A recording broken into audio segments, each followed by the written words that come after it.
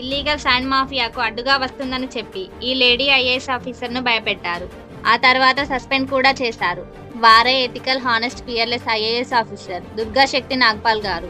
ఉత్తరప్రదేశ్లోని Yamuna and Hindon river నుంచి ఇల్లీగల్గా ఇసుకను తరలిస్తున్న ఒక మైనింగ్ మాఫియాకు వ్యతిరేకంగా లేట్ నైట్ రైడ్స్ చేశారు. ఆ రైడ్ స్టార్ట్ చేసిన కొద్ది రోజుల్లోనే 120 మందిని అరెస్ట్ చేసి 300 వెహికల్స్ ని సీజ్ చేశారు. ఇది శాండ్ మాఫియాకు నచ్చకపోవడంతో తనని ఏమీ చేయలేక దుర్గా గారి ఫ్యామిలీ మెంబర్స్ పై బెదిరింపులకు పాల్పడ్డారు.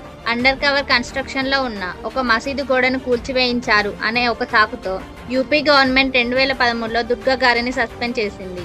ఇలా ఒక రాంగ్ రీజన్ చెప్పి సస్పెండ్ చేయడంతో దేశవ్యాప్తంగా ఆ సస్పెన్షన్ కు వ్యతిరేకంగా ఐఏఎస్ ఆఫీసర్లు, లీడర్లు అండ్ వందల మంది ప్రజలు రోడ్లపై నిరసనలు చేసి ఆమెకు సపోర్ట్ గా నిలిచారు. దాంతో స్టేట్ గవర్నమెంటే దిగివచ్చి ఆమెపై వేసిన సస్పెన్షన్ ను ఎత్తివేసింది. ఇల్లీగల్ శాండ్ మాఫియాకు చుక్కలు చూపించిన ఈ